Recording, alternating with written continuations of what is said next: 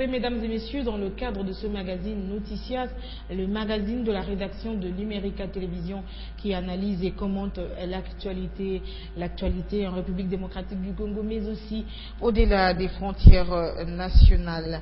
Notre invité nous vient du Rassemblement congolais pour la démocratie, le parti cher à Azarias Robert-Roy, maître Azarias Robert-Roy. Il est aussi un avocat, il est le secrétaire général du RCD Hubert Effolé. Bonsoir maître. Bonsoir. Avec vous, nous allons commenter l'actualité, notamment en ce qui concerne le dialogue, l'actualité politique, le dialogue, l'organisation des élections, mais peut-être aussi, si on a le temps, évoquer la question relative à Jean-Pierre Bemba, puisque vous êtes avocat et que le procès, en fait, il n'en a pas du tout terminé avec la Cour pénale internationale, même s'il a été condamné à 18 ans de prison. Mesdames et messieurs, Hubert Effolé, secrétaire général du RCDN, du RCD, le Rassemblement congolais pour la démocratie. Alors maître, ça fait beaucoup de temps qu'on ne vous a pas vu sur les petits écrans, à travers les médias. Qu'est-ce qui s'est passé? Discipline du parti? Point de vue personnel? Un retrait volontaire? Non, c'était tout à fait un choix du parti que de réfléchir en dehors des médias, de voir qu'est-ce qui ne va pas dans notre pays, pourquoi nous nous accommodions depuis les élections de 2011 ou même un peu avant d'une gestion hors la loi, et que malgré les appels, les signaux lancés pour que l'on revienne à une gestion conforme à la loi, conforme au bien-être de la population, que cela ne semblait ne pas avoir de cours, aussi bien au niveau des politiques que même de la population. Et il fallait donc réfléchir, peut-être que les langages n'étaient pas les langages séants pour faire passer les messages, ou peut-être qu'on ne disait pas les choses comme il se devait, et donc on a voulu réfléchir, et de toutes les façons, la discussion pendant tout ce temps-là a été une discussion plutôt de chamaillerie. Au lendemain de la tenue des élections présidentielles en 2011, pourquoi? Le fait que vous n'avez pas accepté le résultat des urnes, le processus électoral en lui-même, est-ce que c'est le résultat des élections qui a fait que le RCD puisse prendre cette décision? Qu'est-ce qui s'est passé? Pourquoi seulement après les élections de 2011? Il y a eu beaucoup de choses qui se sont agglomérées juste avant, pendant et après ces élections de 2011. Vous vous rappellerez qu'il y a eu une modification constitutionnelle à l'époque qui a réduit l'élection présidentielle en un tour au lieu de deux comme c'était avant.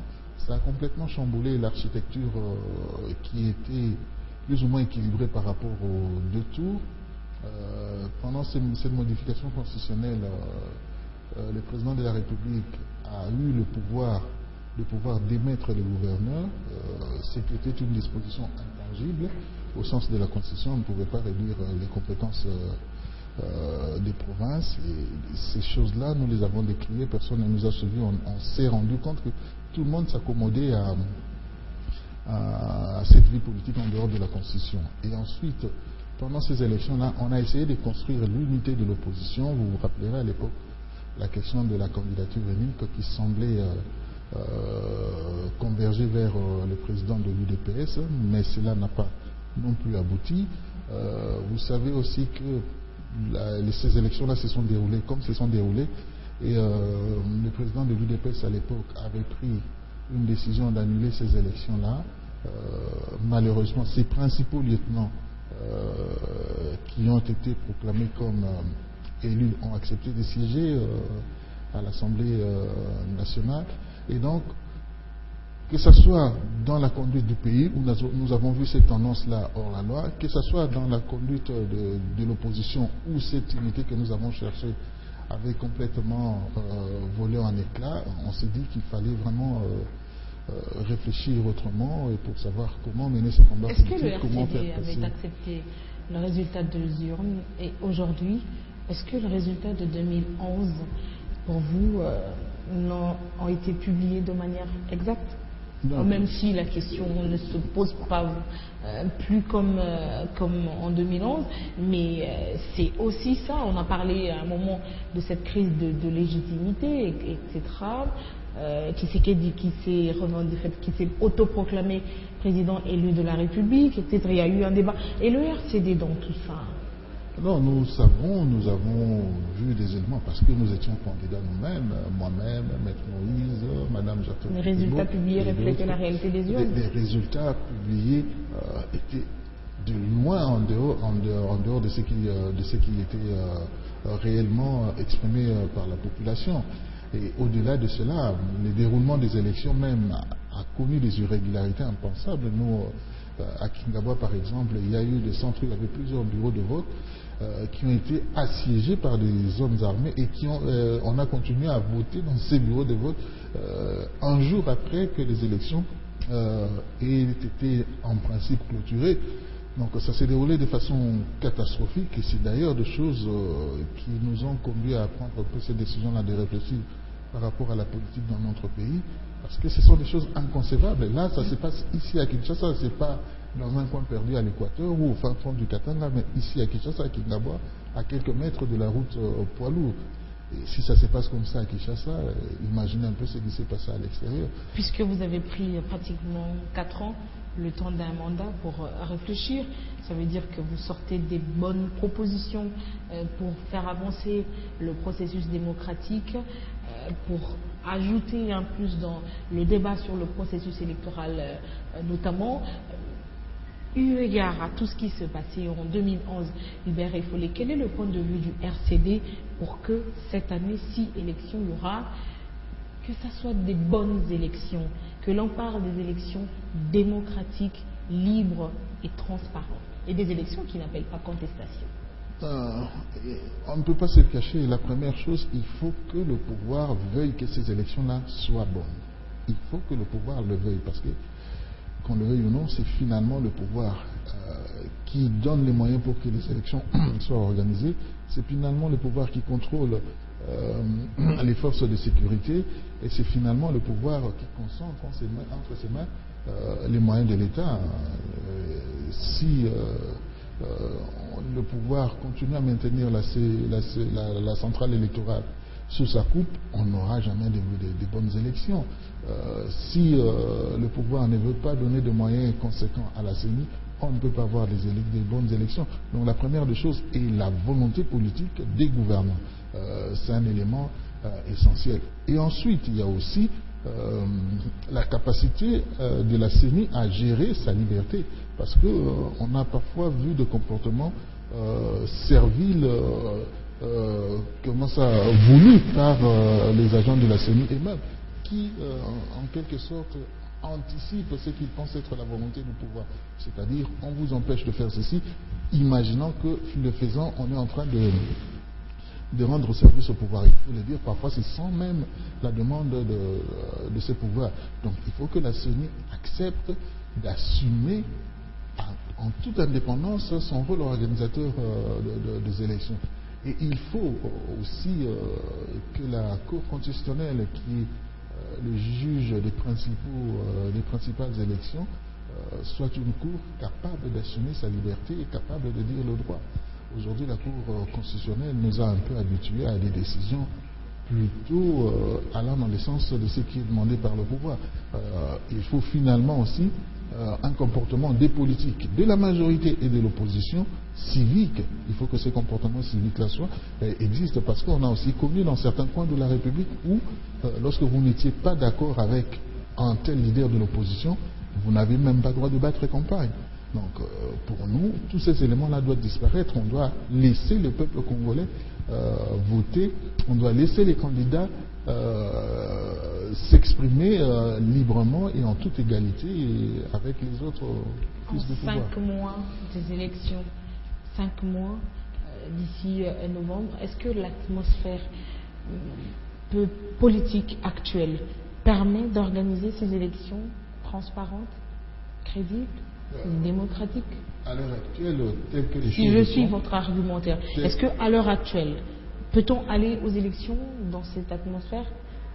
politique. C'est impossible. Vous assistez d'une part à des brimades sévères, gratuites, méchantes, et d'autre part à des langages excessifs. C'est le cocktail idéal pour que le pays se transforme en poudrier ou en quelque chose d'ingérable. Donc il faut nécessairement assainir cette atmosphère-là. C'est pour cela, dans mon parti, c'est d'ailleurs une des raisons pour laquelle vous voyez revenir sur les médias, c'est pour dire qu'il faut nécessairement assainir l'atmosphère pour que nous ayons des bonnes élections. Assainir l'atmosphère, notamment dans le dialogue, en organisant le dialogue. En organisant le dialogue pour discuter de toutes les questions qui aujourd'hui handicapent la bonne tenue de ces élections-là.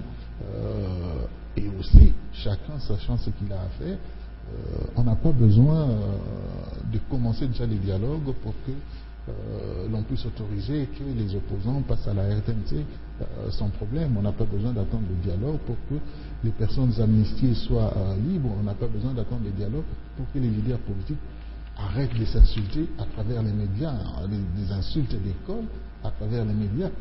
Le dialogue nous servira à discuter des questions essentielles, mais les comportements qui arrangent les climats, qui préparent à ce que les gens se mettent autour d'une table pour parler, peuvent être observés à partir d'aujourd'hui. Nous n'avons pas besoin d'écouter les dirigeants politiques s'insulter par rapport à leur niveau d'études, par rapport à leur lien matrimonial ou à leur filiation. Ça ne nous avance pas. Ça ne nous avance pas. Aujourd'hui, notre problème, c'est pourquoi on ne peut pas organiser les élections dans les délais. Est-ce que là n'est pas le moyen ou l'occasion finalement de dérouter l'attention des Congolais alors que tout le monde s'attend aux élections et finalement les politiques sont dans le terrain des guéguerres, des attaques aussi personnelles des uns comme des autres. Est-ce que c'est pas une manière de d'attirer l'attention des Congolais, de détourner, je veux dire, l'attention des Congolais, plutôt que de se focaliser sur les élections, on se met à se discuter sur des questions qui n'intéressent pas les Congolais de toute façon. Absolument, et de toute façon, ce sont des bonnes guerres. C'est notre point de vue. Nous constatons que certains amis à la majorité et certains autres avec nous à l'opposition, disons à l'extrême de l'opposition, ont des objectifs communs, en tout cas à savoir le pourrissement de la situation.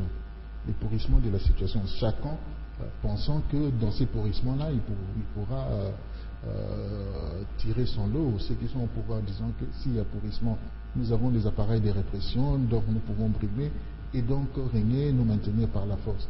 D'autres à l'extrême de l'opposition disant que s'il y a pourrissement, on va chasser ceux qui sont au pouvoir et donc nous allons les remplacer à moindre frais. Alors la cohabitation sera très difficile politiquement, même si on allait au dialogue, donc chacun avec son agenda. Il faut à un certain moment donné, et c'est le rôle que nous assignons, il faut à un certain moment donné rappeler aux gens qu'il y a quand même le Congo par-dessus tout cela. Que l'intérêt du Congo, que le mieux-être du Congo doit primer par rapport aux stratégies, par rapport aux égos, par rapport aux calculs politiciens. Et à l'heure actuelle, écoutez, lorsque vous êtes dans une situation d'opulence, dans une bonne situation, vous pouvez vous permettre certains écarts. Mais lorsque vous êtes dans un pays aussi fragile qu'est le nôtre aujourd'hui, actuellement, que ce soit sur le plan de la sécurité, que ce soit sur le plan économique, que ce soit sur le plan social, le Congo est un pays très très fragile. Et on ne peut pas prendre le risque de ne pas régler nos questions par des voies pacifiques plutôt que par des voies troubles, parce que la reconstruction risque de prendre encore beaucoup plus de temps et ça pourrait être très très dangereux. Hubert Effolé, vous avez eu le temps d'expliquer comment vous entrevoyez l'avenir politique de la République démocratique du Congo avec arguments à l'appui et quelques précisions.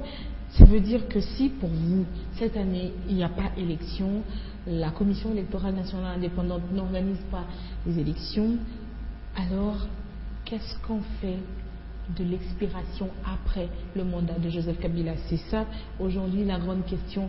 Comment sera dirigé le pays? D'aucuns envisagent déjà un schéma de transition. Quel est le point de vue du RCD là-dessus? Une transition qui trouvera son fondement où, dans quelle constitution, comment, pour combien de temps? Pour mon parti, c'est d'ailleurs la raison pour laquelle nous insistons que l'on tienne à ces dialogues très rapidement, parce qu'on s'est dit que si on tient les dialogues rapidement, on se rendra compte, oui ou non, on peut organiser encore les élections dans les délais constitutionnels. Si cela est possible en faisant 1, 2, 3... Dans le délai constitutionnel cette année, novembre. Oui, si cela est possible en faisant 1, 2, 3, eh ben, on va s'efforcer à faire ces 1, 2, 3 1, 2, 3 pour finalement organiser les élections bâclées. Non, quand je parle d'organiser des élections, je parle de bonnes élections. Je dis, aujourd'hui à 5 mois, on ne peut pas dire que c'est devenu impossible. Parce que nous n'avons pas consulté tous les experts. Nous avons certes eu l'avis de la CENI, mais la CENI ne donne son avis que par rapport aux moyens que la CENI a. Dieu seul sait, Dieu seul sait, si on multiplie le moyen de la CENI, si on lui accorde plus de moyens techniques, humains et logistiques, et que ça peut aller un peu plus vite. On l'a déjà vu lors des élections de 2011, alors qu'on dépassait le délai, même si on a quand même tenu ces élections-là en dehors des délais constitutionnels, ça ne sera pas novembre 1er. En 2011, c'était déjà en dehors des délais constitutionnels, mais on a pu minimiser cet écart, parce qu'à un certain moment donné, on a mis beaucoup plus de moyens. Les partenaires extérieurs n'étaient pas d'accord, mais le pouvoir, le pouvoir avait voulu minimiser cet écart-là. Nous avons vu du matériel qui devait venir par fret maritime ont été transportés par air, et donc là où ça prenait 20 jours, ça a pris 10 heures, ça a pris 8 heures, et on a finalement gagné en scellé. On a pu organiser ces élections-là, je crois, 2 mois après les délais constitutionnels. Mais si on ne l'avait pas fait, on aurait eu 5, 6, 7 mois de retard déjà en 2000. Le point de vue du RCD. Donc aujourd'hui, c'est pour ça. Comment le pays sera dirigé après le 19 décembre 2016? Oui, je vais d'abord terminer mon raisonnement. Nous allons en dialogue assez rapidement pour nous permettre de vérifier réellement si on peut pas organiser des bonnes élections dans les délais constitutionnels. Si cela est possible, on dira ce qu'il faut faire pour y arriver. Si cela n'est pas possible, eh ben, on restera dans le cadre constitutionnel pour trouver comment gérer les pays pendant cette période-là où on se prépare à organiser les élections. Mais quel cadre constitutionnel? Puisque la Constitution ne prévoit pas du temps de transition. La Constitution prévoit des élections, la passation de pouvoir, après la tenue des élections, d'où cette transition tirera sa légitimité. La Constitution règle toutes ces questions-là. La base juridique de cette transition. Il y a des dispositions constitutionnelles qui règlent la gestion du pays lorsque la passation du pouvoir ne se fait pas immédiatement à la fin du mandat. Écoutez, je suis juriste, je suis avocat, mais je ne peux pas me prévaloir de la connaissance exclusive de notre Constitution. Je me dis, puisque vous parlez d'une transition, je ne sais pas de laquelle il s'agit, mais s'il y a des amis qui trouvent que notre Constitution prévoit une transition dans le sens où les gens le conçoivent, parce que moi je ne peux penser d'une transition que dans le sens où, en entendant que le pouvoir élu ne s'installe. En entendant que le pouvoir élu ne s'installe. Mais si c'est une période où l'on veut gérer les pays en dehors de la Constitution, de préparer les bonnes élections, ça sera assez compliqué parce que chaque acteur politique aujourd'hui ne jure que par le respect de la Constitution. J'ai vu des gens qui ont dit que si on viole, pour violer la Constitution, il faut d'abord par le garant de la Constitution. Il faut d'abord que ces personnes-là soient tuées. La majorité parle du respect de la Constitution. À l'opposition, c'est notre leitmotiv. Nous ne concevons rien faire en dehors de la Constitution. Donc, si période de transition il y aura, ça ne sera une période transitoire simplement parce que c'est une période entre deux pouvoirs qui s'installent. Mais ça ne sera pas une transition organisée telle que l'a été le pouvoir 1+4 par exemple, ou le pouvoir post-conférence nationale souveraine en attendant les élections. Est-ce que l'opposition a le même entendement sur cette question de transition? Parce que apparemment vous ne parlez pas le même langage là-dessus. Il y a quelques jours au Collège Boboto, lors de la restitution des travaux de Jean Val, le porte-parole de l'UDPS a dit que si au soir du 19 décembre 2016, il n'y a pas élection, Joseph Kabila doit rendre le tablier et le peuple congolais s'assumera, Etienne Tshisekedi s'assumera. Pour lui, c'est Tshisekedi qui va présider la transition en attendant que l'on se prépare, le pays se prépare, la classe politique se réunisse pour finalement discuter du calendrier électoral et organiser les élections dans le pays. Oui, probablement si ces messieurs, ces amis qui ont été à Genval appuient pareille proposition, probablement ils ont des soubassements constitutionnels, parce que j'ai cru comprendre qu'à Genval aussi, on parlait du respect de la Constitution. Donc probablement qu'ils ont des soubassements constitutionnels et que je n'ai pas. Donc le dialogue nous permettra justement d'entendre les amis qui nous disent que voilà, la Constitution prévoit telle disposition. Peut-être ce sont des nuances qui nous échappent. Pour nous, l'essentiel c'est de respecter la Constitution, de demeurer dans la Constitution, parce qu'une fois sorti de la Constitution, je ne vois pas comment on peut, par exemple, si on sort de la Constitution, je ne vois pas comment on pourrait dire au président sortant que c'est votre dernier mandat. Parce qu'il n'y a que la Constitution qui dit que c'est son dernier mandat, il ne peut pas faire plus de 2 mandats. Si l'on sort de la Constitution, eh ben, ces limitations-là, en principe, tombent. Et donc, pour nous, en entendant que les amis nous expliquent si réellement ils pensent à cela, qu'ils nous expliquent comment cela peut aller avec notre Constitution, de la même façon que d'autres disent que le chef de l'État doit demeurer. Mais ça, c'est le point de vue, c'est le point de vue du porte-parole de l'UDPS. Et quel est le point de vue du RCD? S'il n'y a pas élection cette année, qui dirige finalement la République démocratique du Congo après le 19 décembre, disons le 20 décembre? Qui dirige le pays et comment? Nous avons notre cahier des charges, comme on a pris l'habitude de l'appeler, pour le dialogue, où nous avons traité de toutes ces questions-là. Et à notre entendement, ces solutions-là sont constitutionnelles. En tout cas, les solutions que nous proposons sont constitutionnelles. Maître Hubert Effolé, la question si après le 19 décembre de cette année, s'il n'y a pas élection finalement, qui dirige la République démocratique du Congo? Est-ce que c'est Joseph Kabila qui va continuer, puisque l'arrêt de la Cour constitutionnelle lui donne mandat en fait, selon l'interprétation de la majorité présidentielle, de rester au pouvoir jusqu'à l'élection d'un nouveau président de la République, un président élu? C'est une question qui devra être discutée pendant les dialogues, hein, parce qu'il nous faudra sortir de ces dialogues-là avec le même entendement sur cette question-là. Et nous pensons que notre Constitution règle toutes ces questions-là. Notre Constitution règle toutes ces questions-là. Et nous avons coutume à dire dans notre Constitution, dans notre parti, que la Constitution de la République démocratique du Congo ne se résume pas à l'article 70.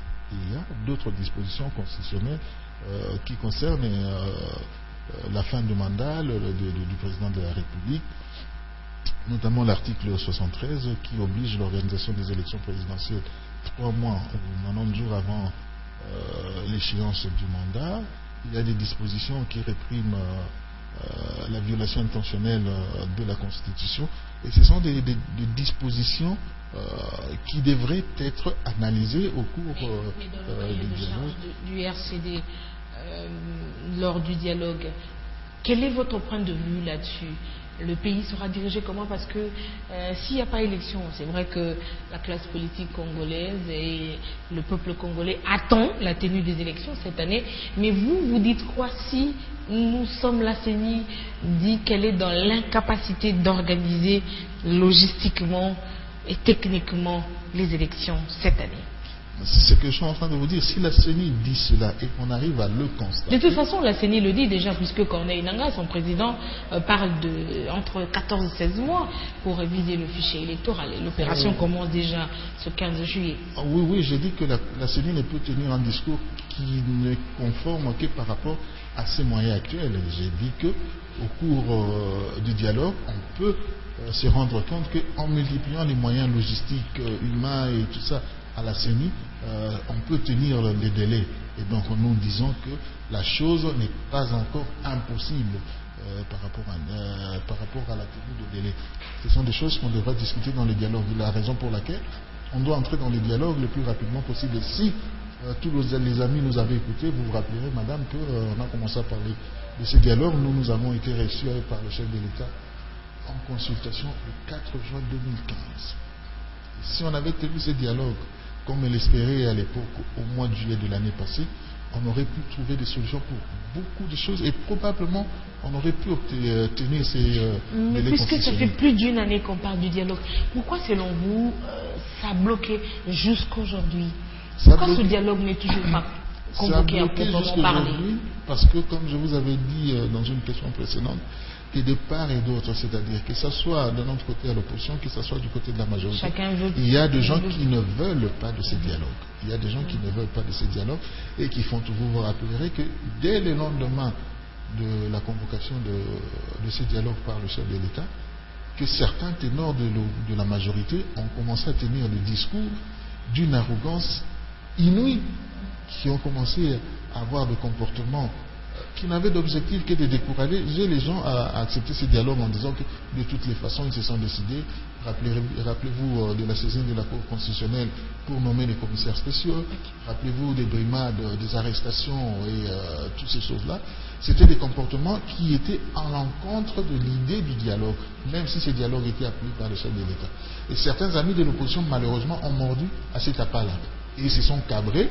Bon, certains simplement par faiblesse, d'autres par intérêt, parce qu'eux aussi ne veulent pas aller à ces dialogues-là, et comme je vous ai dit, chacun content, espérant que la stratégie du pourrissement... En soutenant le dialogue, le RCD y va aussi par intérêt. Oui, l'intérêt de la nation est nécessairement à travers ces dialogues-là, et nous ne pouvons que le soutenir. Alors, puisque vous dites qu'il n'est pas encore tard pour cette année d'organiser les élections en novembre, mais ce dialogue doit se tenir quand finalement? Ce mois-ci, le mois prochain, puisqu'il ne reste plus que 5 mois, l'évolution d'organiser les élections, les financer, finalement... et cette question de révision du fichier électoral, les nouveaux majeurs, qu'est-ce qu'on en fait? Alors finalement, là maintenant, c'est une course contre la montre. Et à quand la tenue de ce dialogue? Selon vous, s'il faut vraiment le faire cette année et avant la tenue des élections, quand est-ce qu'il faut le faire et pour combien de temps? Le plus tôt, madame. Avec qui? Le plus tôt possible, parce que pour nous, tout atermoiement nous éloigne de la possibilité de tenir ces dialogues et donc de la possibilité d'en sortir des propositions qui nous aideraient à organiser les élections dans les délais constitutionnels.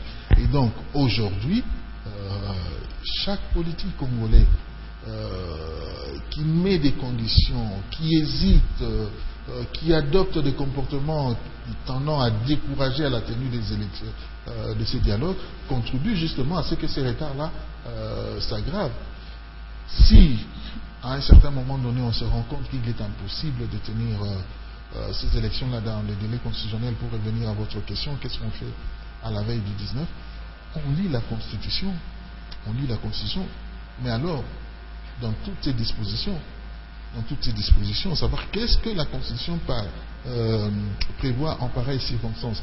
Je paraphraserai un peu le président du Sénat, Ken Wadondo, qui disait que notre Constitution, elle est complète. Et nous, au niveau du RCD, nous pensons que la Constitution est complète. D'autres peut-être le pensent aussi, mais par besoin de stratégie ne le disent pas clairement ou nomment ces solutions-là autrement. Peut-être que lorsque les amis parlent de la transition, il y a peut-être des dispositions constitutionnelles qui les disent. Aujourd'hui, je ne peux pas dire quelle est la substance de cette transition-là, parce que je n'ai pas été associé à la mesure, à la discussion qui a conduit à cette position-là. Je ne connais pas les sous-bassements. Qui va présider cette transition, est-ce que ça tient la route, cette façon de voir les choses? À ma connaissance de la Constitution aujourd'hui, j'ai du mal à trouver une voie qui nous conduirait là-dedans. Mais je ne maîtrise pas seul la Constitution. d'autres amis. À l'UDPS, il y a beaucoup de juristes que je connais. Peut-être qu'ils ont trouvé des dispositions qui peuvent nous conduire à cette solution-là. Ils nous le diront pendant les dialogues. S'il faut qu'il y ait dialogue, c'est le mois prochain, le mois d'août, parce que Etienne Tshisekedi arrive à Kinshasa pour prendre part au meeting du 31 juillet, à la grande manifestation, prévoit d'organiser l'UDPS dans la capitale et aussi à travers le pays. Bon, ce n'est pas un préalable au dialogue, hein, ce n'est pas un préalable au dialogue. Le dialogue peut commencer, ça n'empêchera pas aux acteurs politiques de s'adresser à la population. Ça, c'est une liberté constitutionnelle, c'est une liberté légale. Donc, le dialogue peut commencer et le plus rapidement possible. Nous souhaitons, quant à nous, nous l'avons dit lorsque nous avons tenu un forum. Le dialogue ne peut pas commencer sans Tshisekedi. Mais pourquoi pas? Tshisekedi a des représentants. Tout ce que l'UDPS fait, il n'y a pas que Tshisekedi qui porte la voix de Tshisekedi. Vous vous rappelez, lors des élections de 2011, il y a eu des structures... Mais la personne Tshisekedi incarne... Tout à fait, mais il y a des gens parfois qui portent sa voix, il y a des gens parfois qui portent...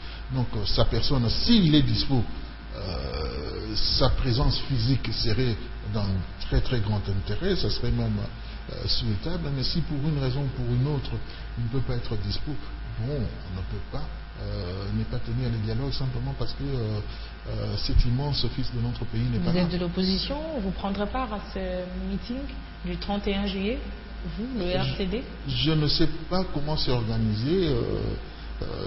Chaque fois que l'UDPS nous a invités dans ces meetings, nous y avons été. Même quand nous étions au gouvernement à l'époque. Et quelles sont les relations que vous entretenez, le RCD, avec l'UDPS et même les autres partis membres de la dynamique de l'opposition? Écoutez, nous avons des rapports d'opposants fabriqués par la majorité. Bon, celui qui dira ça, c'est quelqu'un qui est né après 2007. Parce que tout le monde sait que même quand nous étions au gouvernement de la transition,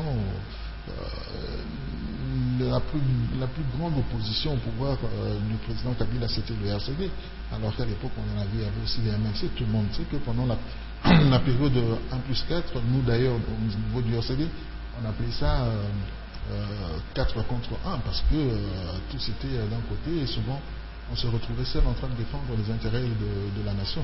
Nous sommes à l'opposition depuis que le gouvernement 1+4 est arrivé à son échéance et nous n'avons pas changé. Nous n'avons pas changé. D'ailleurs, c'est un sujet qui ne nous dérange pas tellement. On ne peut pas empêcher aux gens de spéculer, mais ça ne change pas notre nature. Nous respectons nos convictions et donc nous avons des rapports d'amitié avec tous les autres partis. Quand nous sommes associés à quelque chose, nous ne refusons pas d'y aller. Quand nous ne sommes pas associés, nous ne nous improvisons pas non plus et nous ne commandons pas les amitiés. Vos pairs de l'opposition vous accusent, entre autres, de soutenir le dialogue parce que pour eux, le RCD, c'est ce parti qui aime ou qui a tendance à prendre le pouvoir par des négociations, par des combines, plutôt que par des élections, par la voie royale, pouvoir prendre le pouvoir. L'exemple concret, après l'élection de 2011, combien de députés à l'Assemblée nationale? Finalement, le RCD s'est retiré. Et aujourd'hui qu'on parle du dialogue, vous refaites surface parce que vous savez qu'à terme, il y aura peut-être ce partage, comme on le dit, du gâteau, du butin, et le RCD pourra se retrouver dans l'entretemps. Alors, moi, c'est quelque chose qui me fait beaucoup rire, parce que souvent, vous trouvez quelqu'un qui vous dit non, les élections ont été mal organisées, il y a eu tricherie, on a nommé des députés. Et en même temps, il vous dit, mais vous, qu'est-ce que vous valez, vous n'avez aucun député. Enfin, vous dites d'une part que ces députés ont été nommés, et vous avez eu la chance d'avoir des députés nommés, et c'est nous que vous accusez d'avoir des accointances avec le pouvoir. Et il y a un non-sens. Si le pouvoir a nommé... Tous les 500 députés n'ont pas été nommés quand même. Si on a nommé des députés, ça veut dire qu'il y a quelques-uns qui ont été élus et qui ont été et le RCD a réussi à faire élire combien de députés sur sa liste? Si on avait proclamé les résultats sortis des urnes, on n'aurait pas moins de 15 députés. C'est la bonne excuse finalement. On n'aurait pas moins de 15 députés. C'est la bonne excuse. C'est pas la bonne excuse, c'est pas moi qui le dis. Le président de l'UDPS a même annulé ces élections-là. parce que les fraudes étaient... Vous savez que dans ces élections-là, la loi électorale avait prévu qu'il n'y ait aucune opération électorale sans la présence des témoins. Mais vous savez que tout à fait officiellement, la CENI a chassé des témoins pour faire la compilation. Le saviez-vous? Et donc, lorsque vous voyez des choses comme ça, parce que la CENI ne l'a pas fait en cachette, officiellement communiqué, bon, désormais personne n'entre dans les salles de compilation et tout ça, parce qu'il y a trop de tricheries. Entre-temps, la loi disait qu'aucune opération ne peut se passer sans la présence des témoins. Nous ne sentons pas du tout gênés de ne pas avoir vu des députés dans ces circonstances-là. C'eût été des élections crédibles, qu'on se serait vraiment plaint. Mais dans ces conditions-là, nous ne regrettons pas. D'ailleurs, l'UDPS a quasiment exclu tous les députés élus sur sa liste qui ont accepté de siéger. Parce que, je me rappelle, parce qu'un jour on discutait avec le doyen Étienne Tshisekedi par rapport à ces élections-là, et il avait dit, telles que ces élections-là sont organisées, il ne faut pas être heureux que vous soyez élus, pensez à ceux qui l'ont été, mais qui ne pourront pas siéger et qui sont nombreux. Et Maître Hubert Effolé, que représente aujourd'hui le Rassemblement congolais pour la démocratie? On a l'impression que le parti n'existe que pour vous, le secrétaire général, et pour votre président, Azarias Moubera. Il ne faut pas dire ça, vous allez vexer nos membres. Moi, je suis secrétaire général du Rassemblement congolais pour la démocratie. Je peux prendre mon téléphone, appeler mon président du Maniema, appeler mon président du Nord Kivu, du Sud Kivu, de l'Équateur, appeler mon président au Katanga. Mais donc, on ne vous sent pas d'activité à travers la capitale déjà, ici, à Kinshasa, depuis 2011 jusqu'à aujourd'hui. Peut-être que vous en faites, mais le parti, on dirait qu'a pris beaucoup de recul. Non, vous voulez dire que vous ne nous voyez pas aux médias.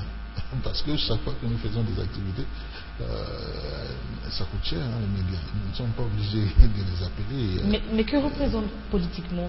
Quel est le poids aujourd'hui politique du RCD, KML, du RCD, excusez-moi, du RCD, du Rassemblement congolais pour la démocratie? Aujourd'hui, le RCD est d'abord l'architecte de l'ordre institutionnel actuel.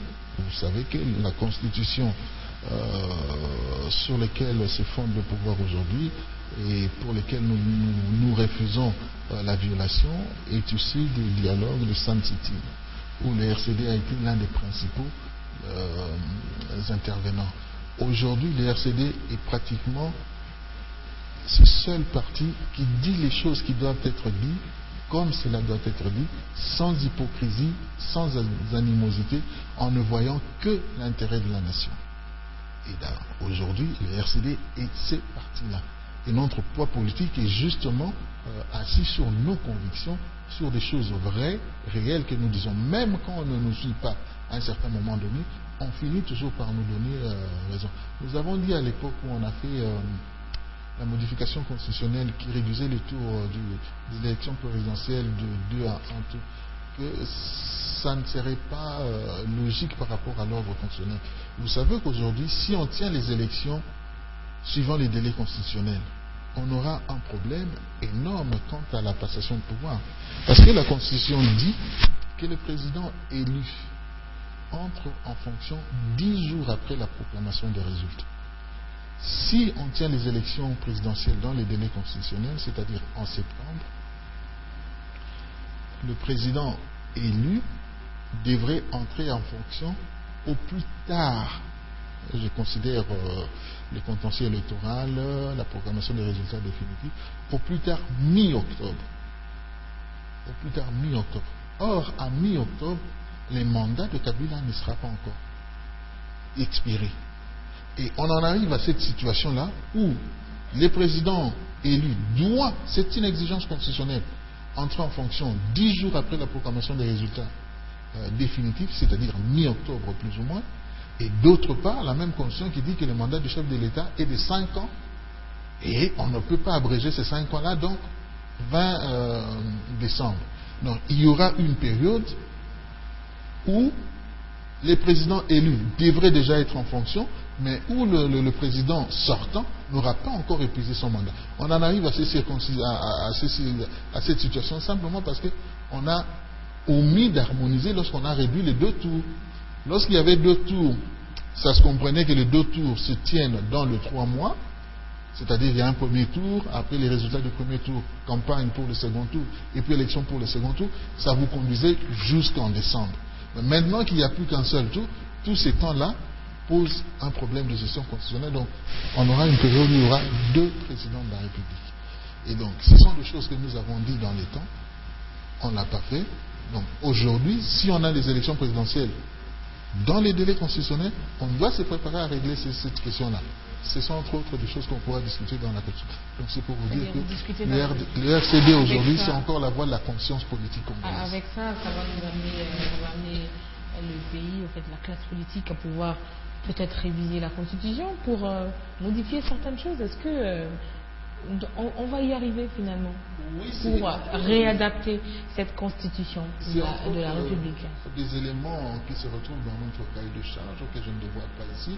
Donc on devrait... ça sera fait avant, après revenir à l'harmonie constitutionnelle. Élection? Probablement par le pouvoir qui viendra. Après les élections. Après les élections qui seront organisées selon la Commission électorale nationale indépendante après, disons, 1 année et demie. Mais Maître Hubert Effolé, je reviens à la tenue de ce dialogue. La résolution 2277 sur base de laquelle la classe politique congolaise se base pour tenir cette élection. Est-ce que c'est pas ça, au fait, le nœud du problème? Puisque dans cette résolution, il est demandé au gouvernement de tenir le dialogue, de pouvoir discuter, mais dans l'entretemps, organiser les élections dans les délais. Est-ce que ça, ce n'était pas un piège pour la classe politique congolaise et peut-être pour le gouvernement de la République? Non, pas du tout. Vous savez que cette résolution-là est intervenue après la convocation du dialogue. Et après la convocation du dialogue, il y a eu des hésitations, tant du côté de la majorité que du côté de l'opposition. Cette résolution ne fait que nous encourager à aller faire ce dialogue-là qui a du mal à démarrer. Et en même temps, l'on nous rappelle nos obligations constitutionnelles. Donc, il n'y a aucune incompatibilité, il n'y a aucun piège là-dessus. Si on avait tenu déjà notre dialogue, on aurait pu marier toutes ces choses-là le plus facilement possible. Aujourd'hui, nous sommes en train de nous mettre la pression nous-mêmes pour nous priver une voie des résolutions de ce qui arrive et aller vers une échéance que nous savons infranchissable. Donc c'est nous-mêmes qui sommes en train de nous mettre la pression. J'espère que les facilitateurs et le panel qui l'accompagnent nous aideront vraiment à aller très très vite et ne constitueront pas non plus d'autres points d'achoppement. Puisque vous parlez du facilitateur Edem Kodjo, pourquoi même ici il a l'appui de l'Union africaine, de l'UE, de l'ONU, etc., il n'arrive toujours pas à convaincre les opposants radical au dialogue? Il n'arrive pas, peut-être qu'il ne s'y prend pas bien, mais peut-être aussi parce que lorsque quelqu'un ne veut pas d'une chose, vous ne pouvez pas le convaincre du contraire. Lorsque quelqu'un ne veut pas aller au dialogue, quoi que vous fassiez, cette personne-là ne viendra pas simplement parce qu'elle ne veut pas. La personne va commencer à vous inventer des raisons, va commencer à vous inventer des justifications, parfois qui ne tiennent pas debout. Vous prenez par exemple l'exigence qui veut que ce ne soit pas le président de la République qui convoque ce dialogue. On se posera, ça vient d'où ça? Puisque l'on reconnaît que Kabila est quand même président de la République jusqu'au minimum au 19 décembre. Et donc, étant président de la République, constitutionnellement, c'est lui qui engage l'État congolais. Comment voulez-vous qu'on puisse tenir des assises qui engagent l'État congolais sans que ce soit lui qui le convoque? Ça n'a aucun sens. Du moins jusque-là, peut-être que les amis ont d'autres justifications, mais aujourd'hui, nous disons, si l'on est d'accord que Kabila est encore président de la République, c'est à lui de convoquer. Il l'a déjà fait. On ne va pas prendre du retard pour cela. Pour nous, ceux qui soutiennent cela, ce n'est que, comme on dit dans le langage des avocats, du dilatoire. Et donc, il faudra faire comprendre aux amis qu'à un certain moment donné, nous devons privilégier l'intérêt de la nation et aller à l'essentiel. Aujourd'hui, c'est le Conseil de sécurité des Nations Unies qui s'inquiète de la situation sécuritaire dans tout le pays. Est-ce que la classe politique congolaise en a conscience? Je pense qu'il est difficile, voire impossible de ne pas s'en rendre compte ou de ne pas en être conscient, parce que ce sont Comment des faire choses... pour ne pas en arriver là? Simplement, justement, privilégier cet intérêt de la nation qui veut qu'on arrête tout ça. Parce que l'on ne peut pas dire qu'aujourd'hui, nous savons que les gens sont en train de mourir simplement parce que la sécurité n'est pas assurée. Nous savons que les gens sont en train de mourir simplement parce que les conditions sociales ne sont pas bonnes. Ce sont des choses que nous savons parce que nous les vivons à nos portes, dans nos quartiers. Tout ça, c'est là où parfois les stratégies politiques revêtent leurs habits les plus sales, parce que parfois on a l'impression de passer outre tous ces malheurs-là, et pourtant on devrait avoir en mémoire, on devrait avoir comme priorité les arrêter. Alors qu'à Kinshasa, c'est le dialogue, peut-être aussi dans le reste des provinces, mais c'est une information. Dans le Nord Kivu, il y a l'opposition qui distribue des tracts parlant de la fin du mandat, que tout s'arrête au soir du 19 décembre. Est-ce que là n'est pas une façon de pouvoir réveiller la conscience des Congolais qui sont dans cette partie du pays, et même parce que l'opération va être élargie finalement dans les autres provinces? Est-ce qu'on doit parler de l'intoxication? Quelle est selon vous, Maître Hubert Effolé, l'idée cachée derrière, celle de amener la population à se soulever quand on arrivera en décembre? Il n'y aura pas élection. Quand il n'y aura pas élection, que les Congolais puissent se soulever pour chasser le pouvoir en place de force? Comme je dis, je n'ai pas participé à une réunion qui a monté ces stratégies. Il me sera difficile de dire le soubassement de cette action. Mais je ne peux pas m'empêcher de dire que lorsque vous privez à une frange de politique congolais de passer à la télévision nationale, lorsque vous transformez la télévision nationale en un instrument de propagande, en un instrument politique pour une famille politique, vous obligez les autres à recourir à d'autres voies d'information, à d'autres voies de formation.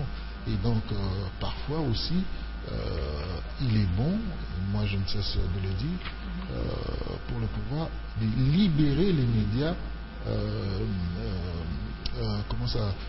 les médias nationaux, la RTNC notamment. Ça ôtera la justification qu'ont certaines personnes à recourir à ces méthodes-là, des tracts, de ceci, de cela. Ce sera des bonnes guerres. Il faut que l'accès à ces médias nationaux soit libre. On ne peut pas faire autrement. Est-ce que vous avez l'impression que les Congolais veulent vraiment du dialogue, les Congolais de la base? Je ne parle pas des politiques. Les Congolais de la base, mais ils le souhaitent. Ils le souhaitent fortement. Moi, chaque fois que j'ai parlé avec des gens librement, ils nous disent maître, faites tout, mais évitez-nous la guerre, évitez-nous les troubles, Bon, ce sont des gens qui sortent quasi fraîchement de ces situations-là. Et nous-mêmes, politiques, moi je suis d'un parti qui a été très actif dans la guerre. Nous savons ce que ça coûte, nous savons les privations que cela occasionne. Et donc nous nous disons, cela ne peut être que la solution la plus ultime. Nous n'avons pas le droit de ne pas tenter les solutions paisibles. Maître Hubert Effolé, on a terminé. Peut-être une dernière question en rapport avec l'ex-gouverneur de l'ex-Katanga, Moïse Katumbi Tchapou. Est-ce que tout ce qui se passe autour de l'homme d'affaires katangais consiste à l'écarter petit à petit de la course au pouvoir? On serait tenté de le croire, on serait tenté de le croire. Bon, maintenant, je ne connais pas sérieusement les dossiers qui sont mis en sa charge. Les dossiers des mercenaires, ça s'est voyé plutôt clairement qu'il s'agissait d'un montage plutôt grossier. Le dossier de la spoliation de l'immeuble est un peu plus complexe, je ne connais pas les détails. Mais bon, on ne devrait pas non plus ignorer que le gouverneur du Katanga, c'est quand même, dans un passé très récent, un des piliers de la majorité. C'est quand même un des piliers de la majorité. Nous attendions à ce qu'il n'est pas interdit à quelqu'un de se séparer avec d'autres. Il n'y a pas qu'à l'opposition que les gens quittent le parti. Vous avez dit qu'il ne restait plus que moi et le vice-président Roubaix, certainement parce que d'autres sont passés du côté du pouvoir. Mais ces phénomènes-là se passent aussi du côté du pouvoir. Il y a des gens qui... Le RCD a aussi ses pépinières. Oui, le RCD, le MLC. Le MLC a perdu, je crois, 3 secrétaires généraux qui sont passés du côté du pouvoir. Les RCD aussi, mais ça se passe aussi dans l'autre sens, c'est parce qu'un secrétaire général du PPRD est venu à l'opposition, donc ça se passe aussi dans ce sens-là. Donc cela n'est pas interdit. Mais je disais tout à l'heure que Moïse Katumbi fut un des piliers de cette majorité-là. Il a géré la province du Katanga, et lorsque nous savons des scandales financiers qui provenaient notamment de ces provinces, on parlait du coulage des recettes sur les concessions minières, sur l'exploitation de mineurs. Nous aurions voulu avoir une discussion dans ce sens-là, dans la gestion du pays. C'est-à-dire, on aurait aimé que Moïse Katumbi nous dise que voilà, j'étais gouverneur, mais je ne pouvais pas faire ceci, parce que le pouvoir m'obligeait à faire cela, parce que le pouvoir... Et on aurait voulu que le pouvoir nous dise que... C'est un candidat vous qui fait peur à la majorité présidentielle. Est-ce que le RCD demain pourrait s'aligner avec Moïse Katumbi? Moïse Katumbi n'a jamais fait la démarche de nous convaincre, de nous présenter son projet. Nous, on ne va pas soutenir un candidat simplement parce que... C'est qui vous convainc? Personne ne nous a présenté un programme qui nous attire, qui oblige notre adhésion. Personne ne nous a présenté un programme comme cela. Et donc, pour l'heure, nous nous préparons, à élaborer plutôt à actualiser le projet que nous avions déjà en 2006-2007. Et éventuellement, s'il y a des alliances à faire, on le fera les moments opportuns. Voilà donc pour terminer sur la question de Moïse Katumbi Tchapou et même d'autres opposants de très très récente date, nous souhaiterons qu'ils nous apportent une discussion beaucoup plus sérieuse dans la gestion du pays, qu'ils arrêtent de nous emmener dans des discussions sur des questions terre à terre, tel n'est pas tel n'est pas... Nous voulons que les gens nous disent que la gestion était ceci, tel scandale que vous avez entendu c'était réellement cela. Ça va nous aider à faire partir le pouvoir Kabila. Alors, dernière question, Tamperiolo dit qu'il y aura des sanctions pour ceux qui refusent d'évoluer, de faire émerger la démocratie en République démocratique du Congo. Hubert Effolé, on n'est plus à l'époque coloniale. On n'est certes plus à l'époque coloniale, mais on est dans une période où les interactions entre les États, entre les citoyens sont telles que quelqu'un, usant de sa souveraineté aux États-Unis d'Amérique, peut vous faire très mal sans venir dans votre pays pour vous donner la chicotte. Quelqu'un restant en France, en Belgique, en URSS, en Chine, peut prendre des sanctions par rapport à une politique qu'il estime non méritoire, évidemment. C'est toujours des choses qui ne sont pas d'une objectivité implacable, mais il y a quand même des normes universellement reconnues que nous souhaitons voir respectées. Moi, personnellement, mon parti, nous ne craindrons jamais ce genre de sanctions. Hubert Effolé, merci beaucoup d'être passé sur les antennes de Numérica Télévision. On a terminé cet entretien. Vous avez un tout dernier message pour cette émission? Tout à fait. Notre pays est en train de traverser une période cruciale. Nous sommes en train de prendre un tournant décisif.